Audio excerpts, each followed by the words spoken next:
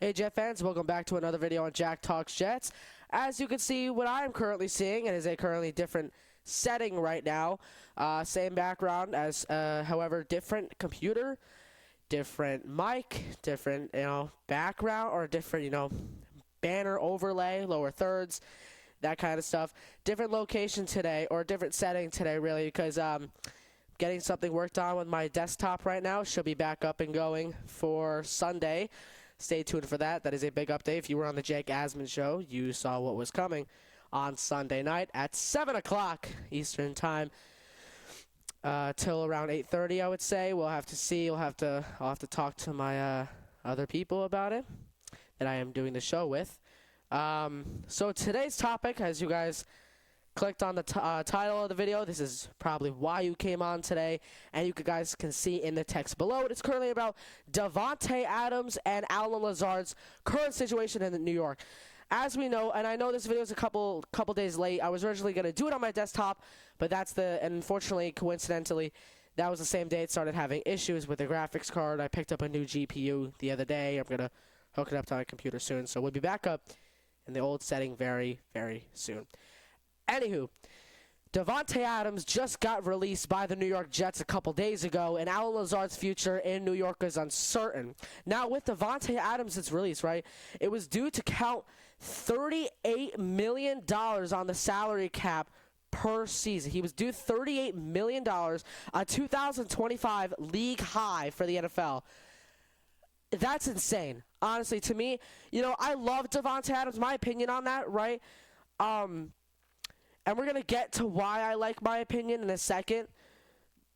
I love Davante Adams. If we were able to afford him pretty good, then I would have no problem bringing him back. I thought Davante did a fairly good job last season, especially with the situation that he was in with Nathaniel Hackett, Jeff Ulbrich, our play caller, Todd Downing, with him last year. I feel like Davante Adams did the best he could, and I feel like he didn't do bad at all. I feel like he did pretty good, actually.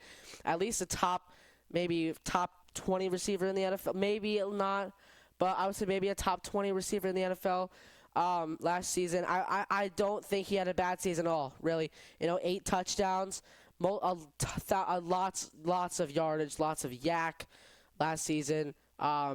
If we were able to afford him, I would not be mad at all to bring him back to the New York Jets. However, that is not the case. Freeing him, actually letting him go in free agency, actually clears up nearly $30 million in cap space, $29 million to be exact, for the Jets. That's why I thought my opinion, for me at least, was a pretty good opinion, because it's a good move for the Jets financially and business-wise, and this makes more breathing room for Glenn and Muji to make more decisions in the future for the Jets this offseason.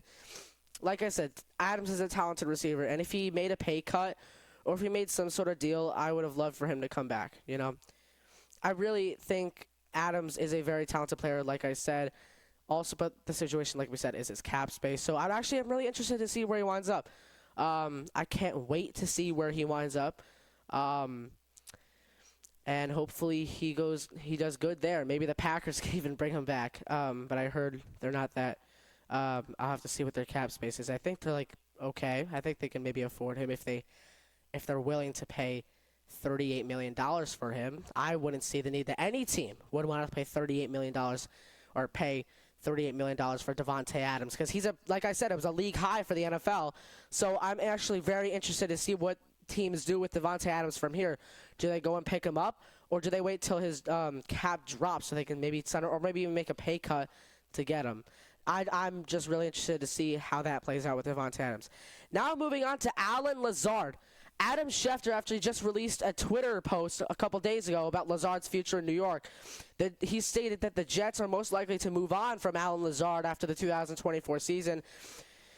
And if he is open, and apparently the Jets are open to bringing Davante Adams back, I don't see it at all. I think that's just a little throw in there by Schefter. I don't see the Jets very interested, especially Aaron Glenn, and the coach that we've seen him be so far. I think he's just cleaning house on this offense and just wants to completely rebuild this offense around Breece Hall and Garrett Wilson. I don't see the Jets bringing back Lazard one bit. They just gave him permission to seek a trade. I think that's what I meant. If I said release, then That's my bad on that take. But if they cannot find a trade partner, I do see the Jets eventually releasing Allen Lazard. Like I said, I do not think the Jets are open to keeping Lazard. I think that was just a throw in there by Adam Schefter. 2 years ago in 2023, they brought Allen Lazard in on a 4-year, $44 million contract per Rich Cimini on an article that was released March 4th, 2025. And they expected him to play 4 years here. Obviously, it was to lure his buddy Aaron Rodgers in here with the Jets. We know how that went. But Rodgers, for me, a little off topic for a sec, Rodgers, for me, did not do that bad at all last season, especially with the situation he was in, like Davante Adams. 28 touchdowns, around 10 and 11 interceptions. I think I have to double-check that one. Around those two numbers, I believe, were his interceptions this past season. That's not bad. That's actually the best Jets quarterback season the New York Jets have had since Ryan Fitzpatrick in 2015. I don't think Rodgers had a bad season at all. I really don't. So I would actually not have been mad if the New York Jets brought back Aaron Rodgers one bit whatsoever. And I'd like to see if the Jets move with Tyrod Taylor or draft a quarterback in this draft class. I went over this last video. I wouldn't be mad with Taylor. I wouldn't be mad with Ward, although some people are not on the Ward ship. I like Ward. I really do. And if you want to see me talk more about the quarterback situation, go check out my last video right before this one. It was released about a week ago. Go check that out. Almost 20 minutes of full quarterback talk for the New York Jets. If you're interested in knowing information or opinions on the Jets quarterback situation, that's your video to go to. Anyways, we know Lazard was here to drag in Aaron Rodgers to the Jets, and he eventually did. But did Allen Lazard's tenure with the Jets work out well? 2023, Lazard had one of his most embarrassing, if not his most embarrassing season as a New York Jet, or not as New York Jet, his entire career. I don't think Lazard had one touchdown. Maybe he had one touchdown.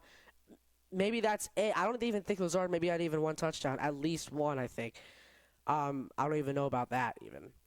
Lazard did not have a good season in 2023. However, I will say 2024, he did bounce back a little bit for the first 6-7 games of the season, right before we brought in Davante Adams, because after we brought in Davante Adams, Lazard's play time ended up decreasing a lot, which really ruined it for the Jets and him.